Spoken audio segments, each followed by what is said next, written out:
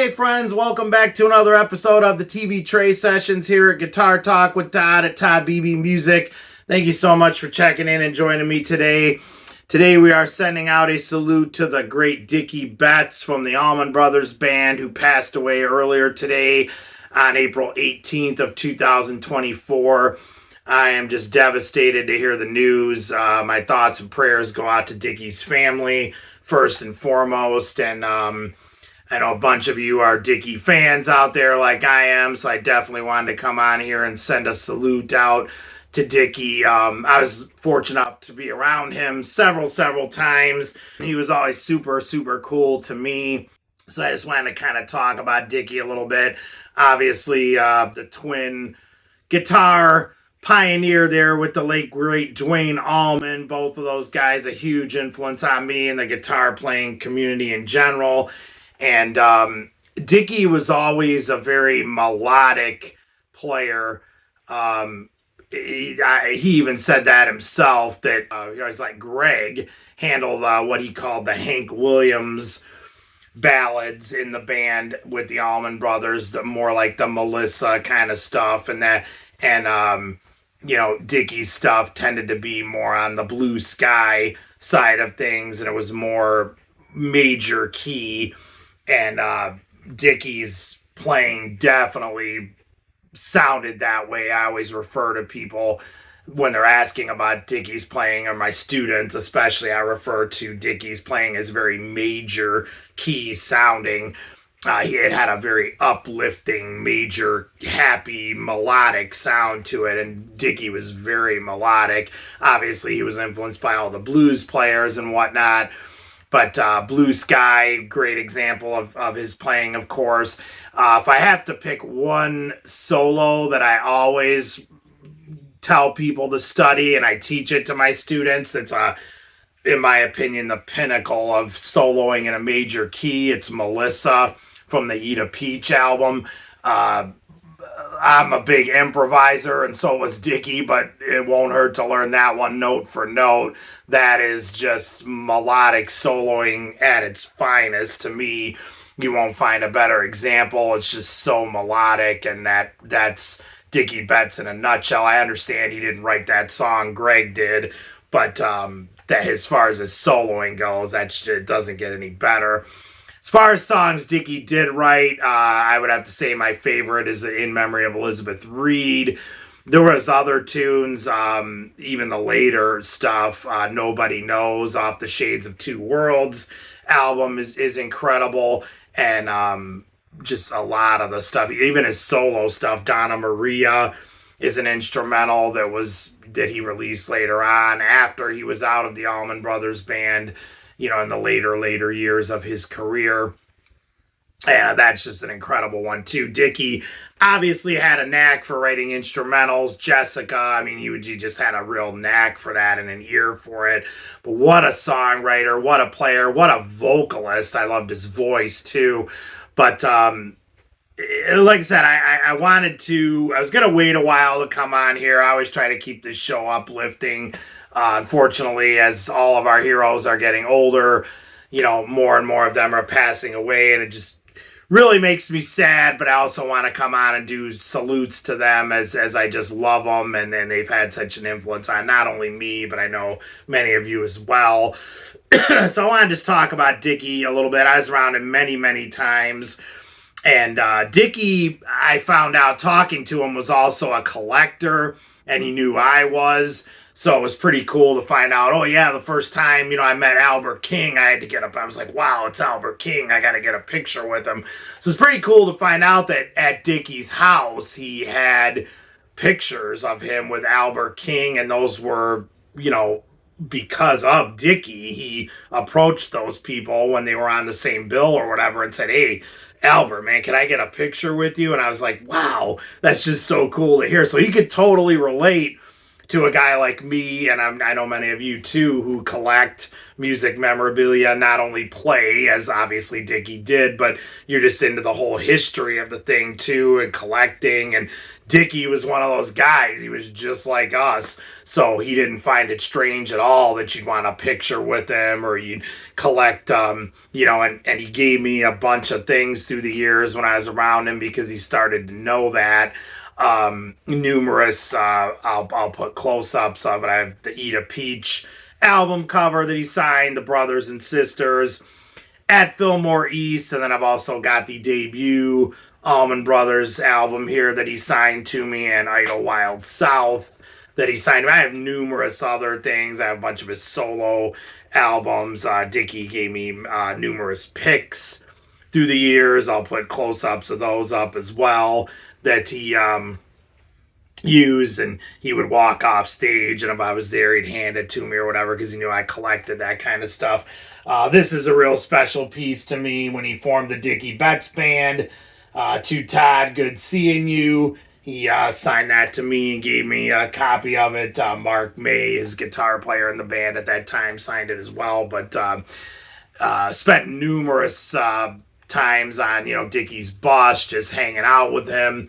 A lot of people will ask me memories I have of Dickey. There's several, but ones that stand out is, and I've talked about this on my Facebook page, I was on the bus with Dickey, and he had just gotten his new band's t-shirts in, and he was just bone tired. He just got done doing a show, and he was exhausted. And it was me, him, Mark May was on the bus for a second, and then he took off.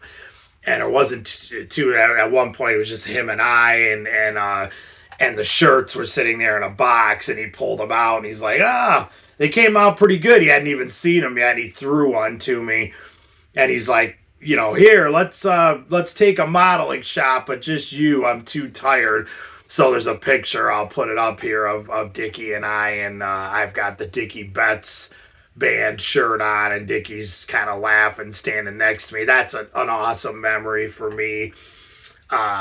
Talking about guitars with Dickey was a big one, and I tell this to a lot of my students, and I talk about this all the time on my YouTube channel when I'm demonstrating a guitar. Dickey was the first guy that really told me we've all got it wrong when we're trying out an electric guitar, and the fact that, we'll plug into a Marshall stack and turn it up and cranking it out and seeing how it sounds. He's like, you've got it all wrong. If you really want to see what an electric guitar is like and what it can do, don't plug it in. Sit there with an electric guitar, unplugged, no amplifier, and just play it. Strum chords, play scales, and hear how the wood and the strings resonate just coming right off it. If you've got a dead piece of wood, it's not going to resonate. If it rings and it's super loud and sustains great unplugged, then plug it into the amp and let it rip, and it's going to be that much better. And I was like, wow, that makes total sense. So that's the one thing Dickey taught me firsthand about electric guitars. Him and I had big conversations about that a couple of times, and he was like, don't ever just plug a guitar right into a stack and start cranking it up. See what it sounds like first, unplugged, and that just makes total sense. But Dickey, he had a reputation as, I guess, what you would say, a hard ass. I never experienced that. He was always the coolest, gracious guy, most gracious guy. I mean, I would see him invite people onto the bus, and he loved hanging out with people, and he was, just really, really welcoming, cool guy. I mean, I did see his temper flare up, but never to the point where he embarrassed anyone or embarrassed himself. The couple times his temper arose when I was around him, he kind of would just, bite his tongue, and you'd see him sort of sit down. You could tell he was pissed and not happy about whatever the situation was, but he never let it, show or, like I said, embarrass himself or anyone else around. Obviously, Dickey had a private life, as we all do, and there's a million things that have been in the news and whatnot about Dickey. I wasn't there. Most of us weren't there. It was his private life. Things happen in your private life. We all have tempers. We all get too worked up about things that don't really matter, and maybe stuff happens that you regret later. That's life. I mean, so yeah, Dickey had a reputation as being a little bit hard, but honestly, what I experienced being around Dickey and my conclusion of that whole thing is he wasn't a hard ass. He just didn't take bullshit from people. And I would see that firsthand. The minute there'd be bullshit going on, he'd either let you know it, or, you know, he'd walk away, or maybe he would do more extreme examples of that. I don't know. I never saw it. There's certainly stories out there. So Dickey, had his moments, I'm sure, in his private life that he wasn't too proud of, but we all could say that. I can say, I mean, that's life. So to sum that whole thing up, Dickey Betts was a human being. I mean, he had his moments just like the rest of us do. And I know the way he left the Allman Brothers Band really bothered him, or the way he got fired from the band, depending on how you want to look at that. And I don't even want to go into all of that right now. He did talk to me a little bit about that one time on his bus, and I'm not going to go into that in heavy detail right now because there's really no need to. But he was not obviously happy about it. It really, really affected him. I know that. He was a brother. That was his band, and he wanted it to go on forever, or to at least see it end properly. And that was the one thing he kept saying. If they wanted to call it a night and be done with it, I at least wanted to do it properly. Let's do one final tour and end this thing the proper way. And that never really happened with Dickey. And not only am I upset about that, I know Dickey was as well. I do know, on a positive note, that him and Greg did reconnect and talk toward the end of Greg's life, and Dickey was very happy about that. So that's great. I mean, that's really all we can ask for. My personal opinion, I've loved every lineup of the Allman Brothers Band, even when Dickey was with Dan Toller the first time they had the reunion there in the late 70s and early 80s. And I love that lineup as well. Obviously, the lineup with Warren and Alan Woody and Dickey. I saw that band so many times. That was the bulk of the years for me, where I just saw them constantly, and I'm so glad I did. And then, of course, I saw Dickey's solo band numerous times too, and got to spend a bunch of time with him. But my personal opinion is, like I said, I love every lineup, even when Dickey was gone, and it was like Derek and Warren in the band. Some of my favorite guitar players, especially Warren. My God, check out my videos. I've done tons of reviews of his guitars. I love Warren and Derek. They're both phenomenal.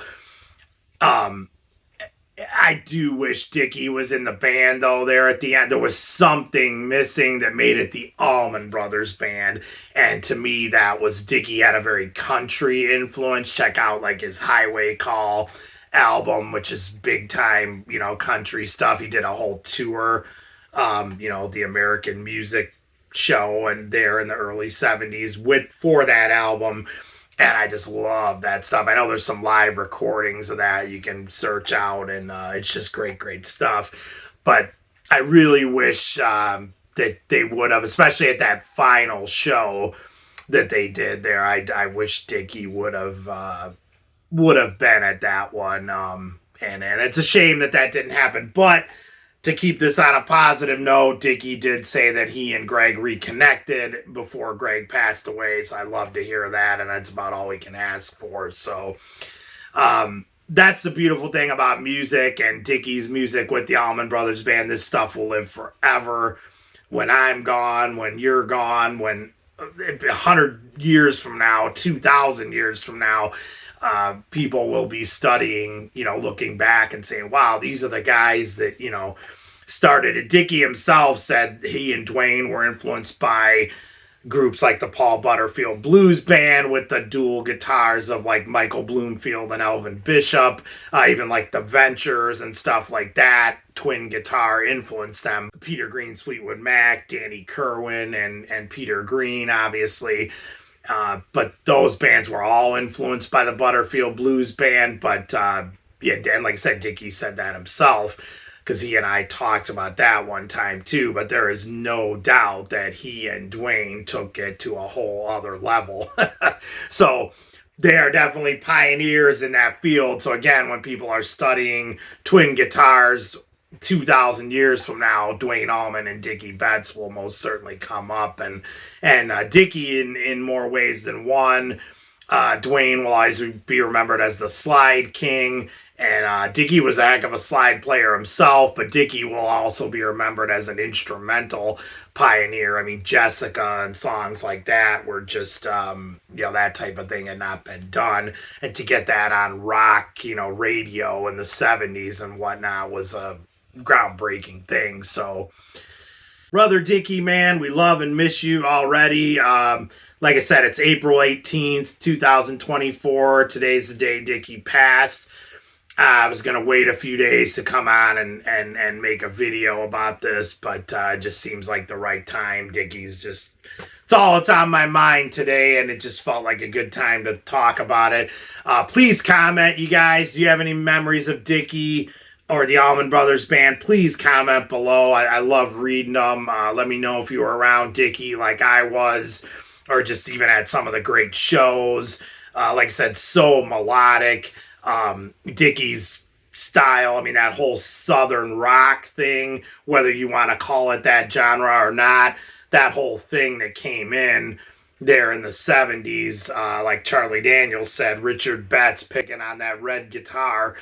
I mean, Dickey Betts style, when you listen to the Marshall Tucker Band and all those bands that came after the Allman Brothers, you can just hear that melodic, major key soloing style. Nobody was doing that before Dickey Betts. Yes, he had his influences and he spoke of them, but Dickey, man, nobody sounded like that. And then when he did come out, everyone sounded like that for that, especially that Southern rock genre. Every guitar player was copying Dickey Betts' licks pretty much, and that says it all right there. So Dickey, brother, man, we sure do miss you. We love you. Thank you so much for being so cool to me when I was around you, and for all the stuff I will cherish forever and ever. So like I said, please comment below, you guys, with any Dickey Betts, Allman Brothers stories or memories. And please hit that subscribe button and help me out. Find me on Facebook at Todd Beebe Music, and put on some Dickey Betts today and every day, and never forget the man. And thank you so much, Dickey, for the music. We love and miss you, and you will never be forgotten, I can tell you that. So thank you all so much. We will see you all again. Stay safe and love your dogs. Take care.